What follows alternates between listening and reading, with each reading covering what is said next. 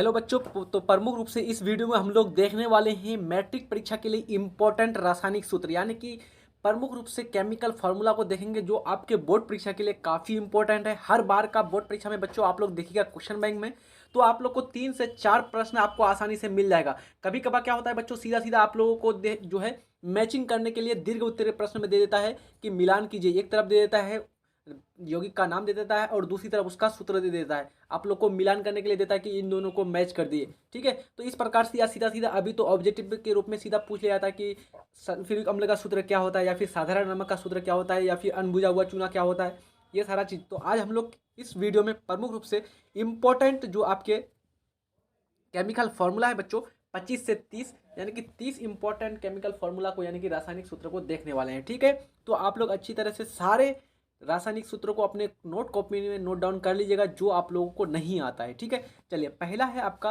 साधारण नमक। साधारण नमक यानी ये हो गया बच्चों आपको सिंपल साल्ट जिसको बोलते हैं। इसका जो है केमिकल फार्मूला यानी कि रासायनिक सूत्र होता है NaCl। क्या होता है बच्चों? NaCl, साधारण नमक। ठीक है, याद रहेगा, ये क्वेश्चन आपको ऑलरेडी पूछा हुआ है। और साधारण नमक के बारे में बात करें तो ये आपका उदासीन होता है। कैसा होता है? उदासीन। और इसका पीएच मान कितना होता है बच्चों? तो इसका पीएच मान होता है 7। ठीक है, शुद्ध जल और साधारण नमक का जलीय विलयन, इसका पीएच मान 7 होगा। अगला है आपका दूसरा नंबर में संगमरमर। संगमरमर या फिर चूना पत्थर, या फिर इसी को खड़िया बोला जाता है, या फिर इसी को चाक बोला जाता है, या फिर इसको कैल्शियम कार्बोनेट भी बोला जाता है। ठीक है, तो यहाँ पर इन चारों ऑप्शन, चारों नामों में से कुछ भी कोई भी नाम पूछेगा आप लोग को तो सीधा उसका आंसर कर देना है कैल्शियम कार्बोनेट, CaCO3। इसी को बोलते हैं बच्चों कैल्शियम कार्बोनेट। कैल्शियम कार्बोनेट इसका रासायनिक नाम हो गया, यानी कि केमिकल नेम। सूत्र क्या हो गया? CaCO3। ठीक है, आगे बात करते हैं हम लोग प्रमुख रूप से अनबुझा हुआ चूना। यहाँ पर जो है बच्चों संगमरमर एक बार पूछा हुआ है आप लोगों को, यानी कि संगमरमर का सूत्र क्या होता है। चूना पत्थर का सूत्र ये भी पूछा हुआ है। इस प्रकार से खड़िया, मतलब कि नाम आप लोग को बार बार बदल करके पूछा जाता है। ठीक है, तो यहाँ पर आपको इन चारों पांचों नामों में से जो भी नाम पूछेगा आप लोग को CaCO3 ही सीधा सीधा टिक करके आ जाना है। अगला है आपका अनबुझा हुआ चूना। अनबुझा हुआ चूना को ही कलई चूना कहते हैं। कलई चूना यानी कि बच्चों मार्केट से हम लोग जो मार्केट बाजार जाते हैं और वहाँ से जाकर के बोलते हैं दुकानदार को कि घर में रंग करना है, घर में जो है पेंट करना है, उसके लिए मुझे चूना दीजिए। ठीक है, तो वो लोग देते हैं। या फिर सफ़ेदी पुट्टी करने के लिए लाते हैं ना बच्चों, हम लोग अपने भाषा में बोलते हैं जो, तो पुट्टी के लिए जो चूने का बॉडी लेके आते हैं पाउडर के रूप में, तो उसमें जो रहता है वो चूना पत्थर, उसी को बोलते हैं हम लोग कलई चूना। क्या बोलते हैं? कलई चूना। और उसका सूत्र होता है CaO। क्या बोलते हैं उसको? CaO। उसका सूत्र होता है कैल्शियम ऑक्साइड। ठीक है, लेकिन जब उसमें पानी डाल देते हैं तो वो बन जाता है कैल्शियम हाइड्रो ऑक्साइड, जिसको बोलते हैं बुझा हुआ चूना। यानी कि ये हो गया आपका अनबुझा हुआ चूना। ठीक है, जिसका सूत्र होता है CaO। और एक होता है बुझा हुआ चूना, यानी कि उसमें पानी डाल दिए, इसको भखड़ा चूना भी बुलाया जाता है। एक बार आपको बुझा हुआ चूना पूछा हुआ है और एक बार आपको भखड़ा चूना पूछा हुआ है। ठीक है, तो दोनों नाम में से कुछ भी आएगा तो आप लोग को टिक कर देना CaOH का होल 2। ठीक है, ध्यान रखिएगा CaOH का होल 2। इसका रासायनिक नाम बोलेंगे तो calcium hydro oxide. Calcium hydro oxide. ठीक है बच्चों, चले आगे बात करते हैं अब हम लोग। तो अगला आपका है अमोनिया। अमोनिया का सूत्र होता है बच्चों NH3। अमोनिया का सूत्र क्या होता है? NH3, नाइट्रोजन ट्राई हाइड्रो मतलब कि हाइड्राइड। हाइड्रोजन की संख्या कितनी है? 3 है, तो ट्राई हो गया, और नाइट्रोजन है तो नाइट्रोजन ट्राई हाइड्राइड। तो यहाँ पर प्रमुख रूप से इसका सूत्र हो गया। अब इसका प्रयोग आप लोग को पूछा जाता है तो कंपोस्ट यानी कि उर्वरक बनाने के, उर्वरक निर्माण में यहाँ पर अमोनिया का प्रयोग करते हैं बच्चों। जो भी किसान लोग खेत में प्रयोग करते हैं तो प्रमुख रूप से उसमें अमोनिया भी मिक्स रहता है। ठीक है, तो यहाँ पर पांचवा का जो अमोनिया है इसका सूत्र हो गया NH3। ये भी क्वेश्चन आपको ऑलरेडी पूछा हुआ है। अगला है आपको ग्लूकोज। काफ़ी इंपॉर्टेंट है बच्चों, VVI लगा दीजिएगा इसमें। ग्लूकोज आपको बायोलॉजी में भी यानी कि जीव विज्ञान में भी पूछ लिया जाता है, कभी केमिस्ट्री में आ जाता है। यानी कि ये क्वेश्चन जो है प्रमुख रूप से बदलते रहता है, कभी बायोलॉजी में आ जाता है, कभी आपका केमिस्ट्री में आ जाता है। तो कहीं पर भी आएगा आपको उसका सूत्र बस याद रखना है कि ग्लूकोज का सूत्र होता है C6H12O6। क्या होता है बच्चों? C6H12O6। और बहुत बार क्या होता है कि पूछता है कि ग्लूकोज में कार्बन के परमाणुओं की संख्या कितनी है। ठीक है, इस प्रकार से एक बार क्वेश्चन पूछा है आप लोग को, तो आप लोग को बताना है कि कार्बन में कितने परमाणु होते हैं। देख लीजिए C6, तो कार्बन का परमाणु कितना हो गया? 6 हो गया, है ना। हाइड्रोजन का कितना हो गया? 12 हो गया। ऑक्सीजन का 6 हो गया। तो इस प्रकार से कोई भी आपको जो है प्रमुख रूप से किसी भी तत्व का परमाणु का संख्या यहाँ से पूछ लेगा, यानी कि कितने परमाणु उसमें मौजूद है, तो आप वहाँ से बता देंगे आसानी से। कार्बन का 6 है, हाइड्रोजन का 12 है, ऑक्सीजन का 6। ठीक है। चलिए आगे बात करते हैं मोमबत्ती। मोमबत्ती का जो मोम होता है बच्चों, मोमबत्ती जो खरीद करके लाते हैं और उसमें आग लगाते हैं, इस प्रकार से मोमबत्ती जो होता है और इसमें जो आग लगाते हैं तो वहाँ पर क्या होता है, ये मोम जो होता है ये पिघल करके नीचे गिरने लगता है ना, गिरने लगता है। तो ये जो मोम पिघल के गिरने लगता है बच्चों, इसी का सूत्र होता है C25H52। क्या होता है, C25H52, यानी कि कार्बन 25, हाइड्रोजन 52, यानी हाइड्रोजन 52। कार्बन की टोटल परमाणु कितनी होती है, 25 होती है, हाइड्रोजन का 52 होता है। ठीक है। इसमें तो प्रमुख रूप से इसका नाम होता है बच्चों, रासायनिक नाम, इसको बोलते हैं पेंटा, इसको प्रमुख रूप से बच्चों बोलते हैं पेंटाकोसेन। क्या बोलते हैं, पेंटाकोसेन, यानी कि मोमबत्ती का जो सूत्र होता है उसको बोलते हैं पेंटाकोसेन। ठीक है, ध्यान रखिएगा, नाम वैसे नहीं पूछेगा, सूत्र ही आपको पूछेगा। अगला है आपका चीनी, काफी इंपॉर्टेंट है, ये भी पूछा हुआ 2-3 बार आप लोगों को, चीनी, शुगर। तो चीनी का सूत्र होता है बच्चों C12H22O11, यानी कि कार्बन 12, हाइड्रोजन 22, ऑक्सीजन 11। ठीक है। तो प्रमुख रूप से आप लोग को क्या होता है बच्चों, कभी कभार सूत्र के जगह पर आप लोग को उसमें उपस्थित कार्बन के परमाणु की संख्या पूछ लेता है, या फिर हाइड्रोजन का पूछ लेता है, या फिर ऑक्सीजन का। ठीक है। तो यहाँ पर आप लोग को टेंशन नहीं रहना है, आप लोग को यदि सूत्र याद रहेगा अच्छी तरह से तो आप लोग आसानी से बता देंगे कि उसमें कितने कार्बन परमाणु हैं, कितने हाइड्रोजन परमाणु हैं, कितने ऑक्सीजन परमाणु हैं। ठीक है।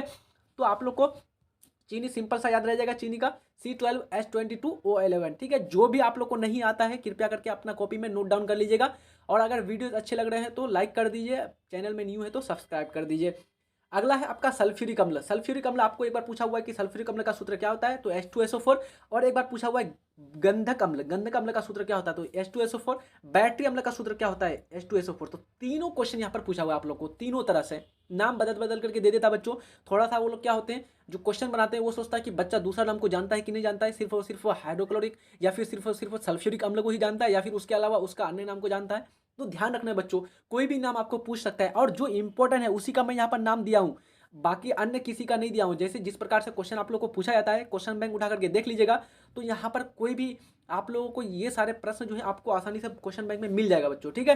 तो यहाँ पर आप लोग को सल्फ्यूरिक अम्ल पूछे, या गंधक अम्ल पूछे, या फिर बैटरी अम्ल पूछे, तीनों का सूत्र होता है H2SO4। अच्छा, इसको गंधक अम्ल क्यों बोला जाता है, तो मैंने आप लोग को पिछले वीडियो में बताया था कि गंधक अम्ल इसलिए बोला था क्योंकि इसमें एस रहता है, सल्फर रहता है, और सल्फर का ही दूसरा नाम क्या है, गंधक।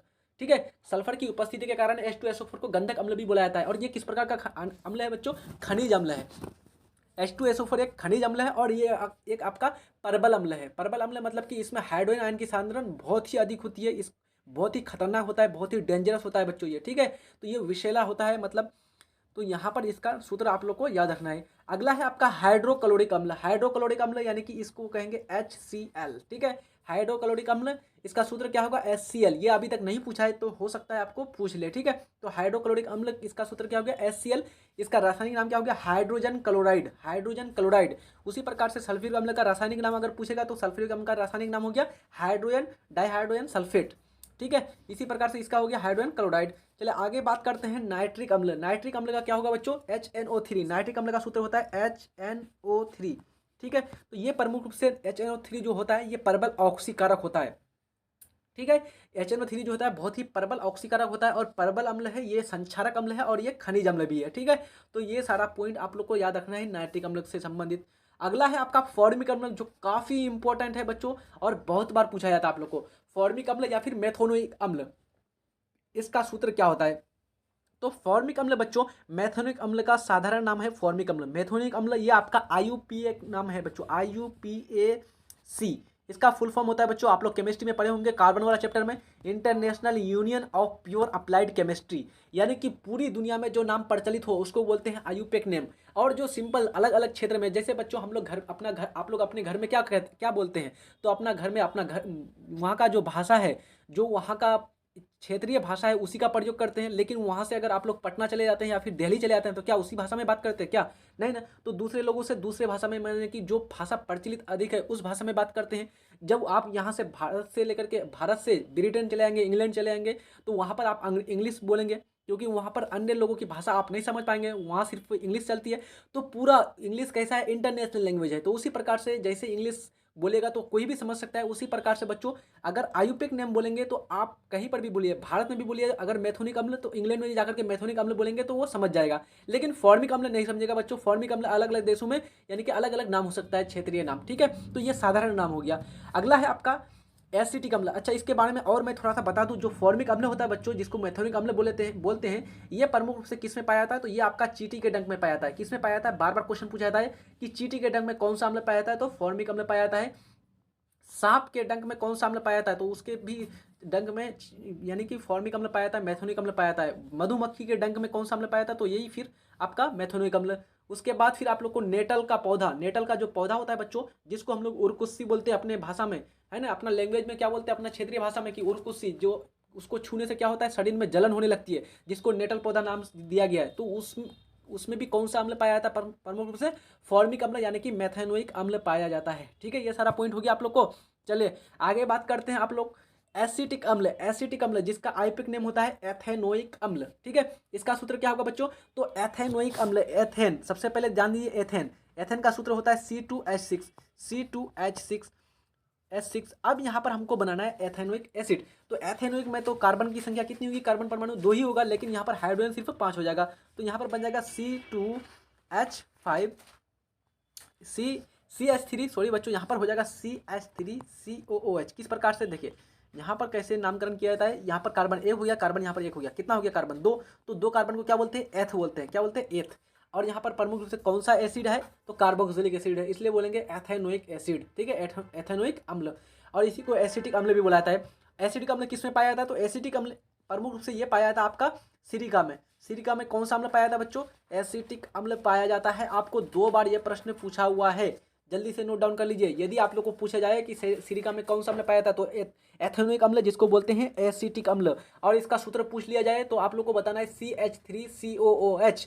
ठीक है, चले आगे बात करते हैं हम लोग। अगला है, सारे आप लोग को केमिकल फॉर्मूला जो भी मैं बता रहा हूँ काफी इंपॉर्टेंट है, बोर्ड परीक्षा में पूछा हुआ है, बोर्ड क्वेश्चन बैंक उठा करके देख लीजिएगा। ठीक है, और एक भी प्रश्न को नहीं छोड़ना है, सारे प्रश्न को सीधा सीधा रट लीजिए। रटने का कोई बात नहीं है बच्चों, मैं यहाँ पर तो आप लोग को समझा ही रहा हूँ, सीधा माइंड में आप लोग को रख लेना है। किस प्रकार से रखना है मैं आप लोग को बता रहा हूँ, सारा सिंपल है बच्चों, ध्यान देना है, सिर्फ नाम पर सही से ध्यान देना है। ठीक है, चले आगे बात करते हैं आयोडीन युक्त नमक। यानी कि जो हम लोग अभी खाने में वर्तमान समय में हम लोग क्या करते हैं, खाने में जो प्रयोग करते हैं जिस नमक का, उसको वो आयोडीन युक्त नमक है। तो आयोडीन युक्त नमक जो बनाया जाता है, किस प्रकार से बनाया जाता है? तो आयोडीन युक्त का निर्माण किया जाता है बच्चों साधारण नमक, जो NaCl होता है, साधारण नमक, और इसमें पोटेशियम आयोडाइड या फिर पोटेशियम आयोडेड या फिर पोटेशियम KiO3, पोटेशियम आयोडेड मिला देंगे तो ये बन जाता है आयोडीन युक्त नमक। आयोडीन युक्त नमक प्रमुख रूप से आपको पूछा जाता है कि आयोडीन की कमी से कौन सी बीमारी होती है। तो आयोडीन की कमी से आप लोगों को प्रमुख रूप से कौन सी बीमारी होती है बच्चों? तो घेंगा नामक बीमारी होती है। कौन सी बीमारी?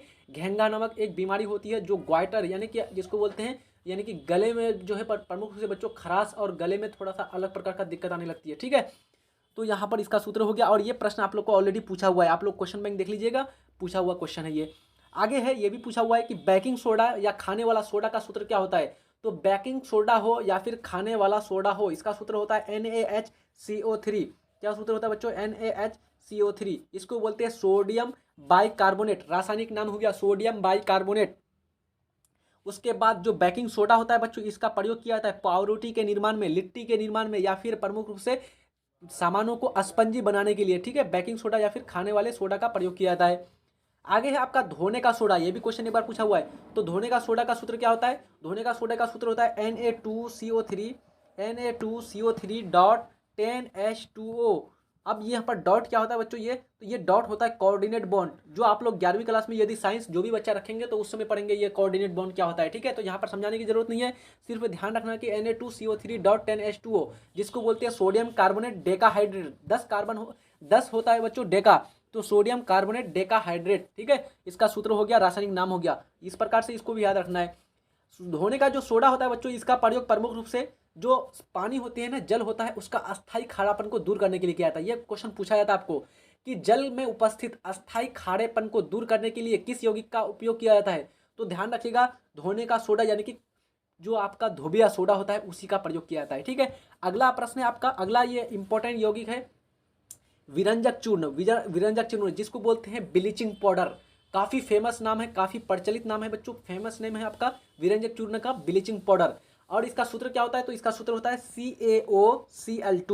CaOCl2। इसका रासायनिक नाम अगर आपको पूछेगा तो इसका रासायनिक नाम होता है कैल्शियम हाइपोक्लोराइड या फिर कैल्शियम ऑक्सीक्लोराइड। दोनों में से कोई भी बताइएगा तो चल जाएगा, ठीक है। लेकिन आप लोग को इतना नहीं पूछेगा बच्चों, सिर्फ और सिर्फ सूत्र आप लोग को ध्यान रखना है। ब्लीचिंग पाउडर सूत्र पूछा हुआ है ऑलरेडी, क्वेश्चन बैंक देख लीजिएगा।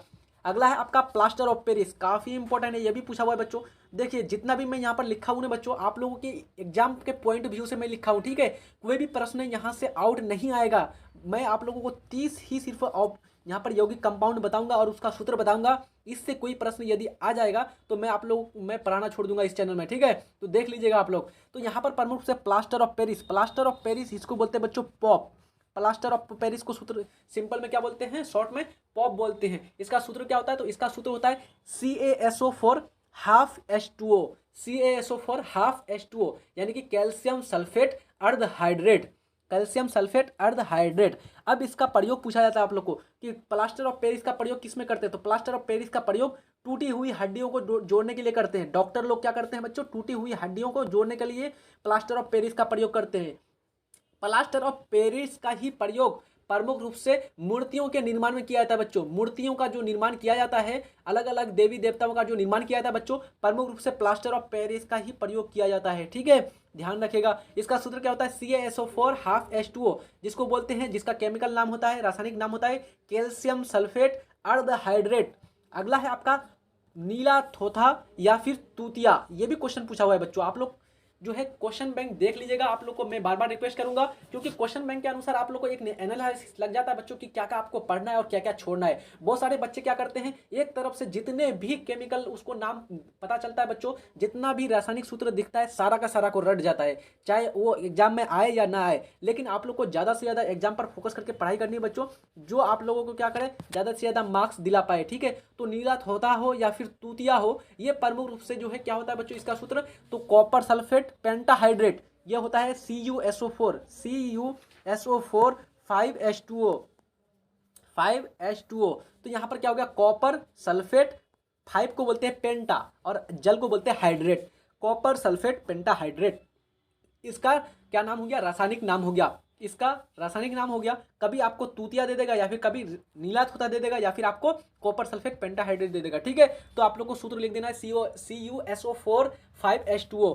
अगला है, आप लोग कमेंट बॉक्स में बताइएगा बच्चों, उजला थोथा, उजला थोथा का जो है प्रमुख रूप से सूत्र क्या होता है, कमेंट बॉक्स में बताइए। तो मैं नीला थोथा आप लोग को बता दिया, उजला थोथा का सूत्र आप लोग कमेंट बॉक्स में जल्दी से बताइए। अगला है आपका जिप्सम, काफ़ी इंपॉर्टेंट है जिप्सम भी। जिप्सम जो है प्रमुख रूप से, जिप्सम का सूत्र होता है बच्चों CaSO4 2H2O, CaSO4 2H2O, calcium sulphate dihydrate, calcium sulphate dihydrate. इसी को जब गर्म किया जाता है 40 डिग्री सेल्सियस पर, तो प्रमुख रूप से ये प्लास्टर ऑफ पेरिस का निर्माण होता है, पॉप का निर्माण होता है बच्चों, ठीक है। ध्यान रखिएगा। चलिए आगे बात करते हैं हम लोग यूरिया।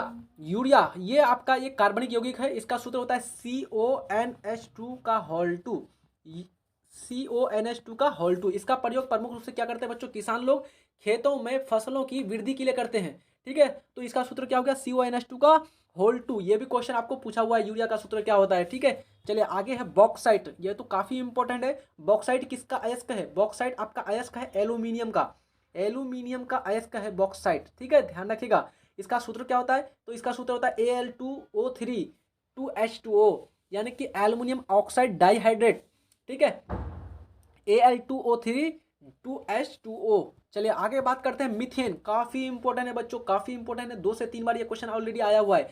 तो मीथेन का सूत्र होता है CH4, और आप लोग को बार बार आप लोग को पूछा जाता है कि मीथेन का संरचना सूत्र लिखें। तो मीथेन का संरचना सूत्र कैसे लिखेंगे, तो ये कार्बन दे देंगे बीच में और 4 हाइड्रोजन 4 तरफ से उसको घेर करके दे देंगे, ठीक है। इस प्रकार से इसका बॉडीगार्ड हो जाएगा 4 हाइड्रोजन बच्चों, ठीक है। तो यहाँ पर हो गया, ये आपका संरचना सूत्र हो गया, किसका, प्रमुख रूप से मीथेन का हो गया। आपको पूछा जाता है कि मीथेन में कितने एकल बंधन होते हैं, तो मीथेन में टोटल कितने बंधन होते हैं, तो कितने बंधन होते हैं जल्दी से गिन लीजिए। तो यहाँ पर हो गया 1 बंधन, 2 बंधन, 3 बंधन, 4 बंधन, तो टोटल मीथेन में 4 बंधन होते हैं। आप लोग को पूछ लिया था बच्चों, इसलिए यहाँ पर मैं आप लोग को बता देता हूँ। तो यहाँ पर आप लोग को एक बार एक प्रश्न और भी पूछा जाता है कि मीथेन का प्रयोग किस में किया जाता है, तो मीथेन का प्रयोग CNG जो उससे CNG से जो गाड़ियाँ चलती है बच्चों, उसी में किया जाता है मीथेन, जिसमें 80% मीथेन रहता है CNG में, ठीक है। कंप्रेस्ड नेचुरल गैस, जिसका आपका सूत्र होता है, ये फुल फॉर्म होता है, CNG का सूत्र होता है, फुल फॉर्म होता है बच्चों CNG का, कंप्रेस्ड नेचुरल गैस। इसमें 80% मीथेन रहता है। और मीथेन का मैंने आप लोग को संरचना सूत्र दिखा दिया, और इसका रासायनिक सूत्र दिखा दिया, इसका उपयोग भी दिखा दिया वाहनों में इसका। आगे है आपका एथेन।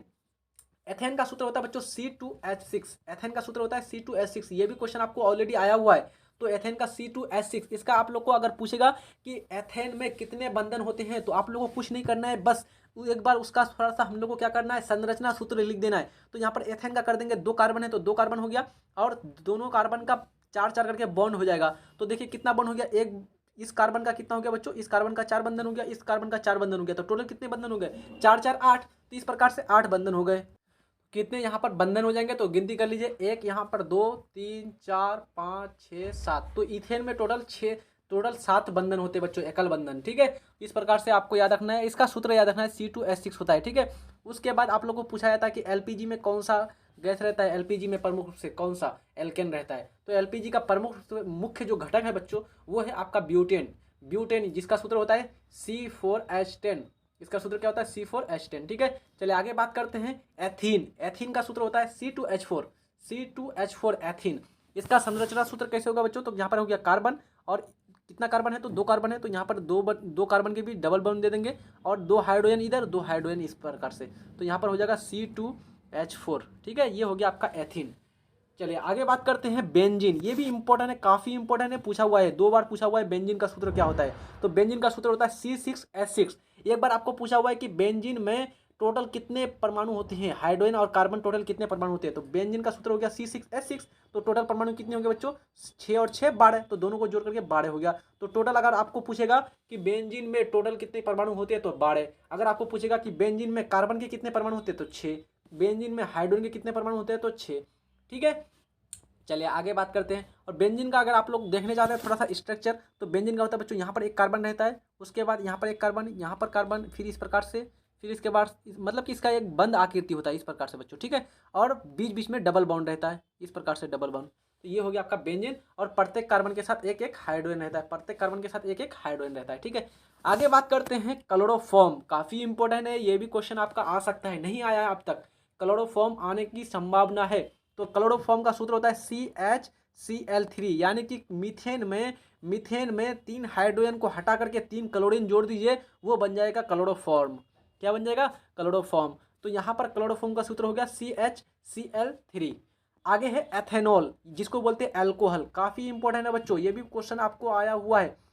एल्कोहल या फिर एल्कोहल, एल्कोहल का सूत्र होता है C2H5OH। देखिए बच्चों, एल्कोहल का जो क्रियाशील समूह होता है बॉन्ड OH, लेकिन सिंपल रूप से, साधारण रूप से एल्कोहल किसको बोला जाता है, शराब को बोला जाता है, बियर को बोला जाता है, विस्की को बोला जाता है। और इसका सूत्र होता है C2H5OH, और जिसका नाम क्या होता है, एथेनॉल। आयुर्वेदिक नाम होता है एथेनॉल, और इसका साधारण नाम होता है एल्कोहल। और प्रमुख रूप से इसका उपयोग किस में होता है बच्चों, तो एल्कोहल का जो एथेनॉल होता है, इसका प्रयोग किया जाता है, इसका मतलब कि पेय पदार्थ के रूप में। उसके बाद प्रमुख रूप से जो है ईंधन के रूप में भी प्रयोग किया जाता है एथेनॉल का, है ना, ईंधन के रूप में भी प्रयोग किया जाता है।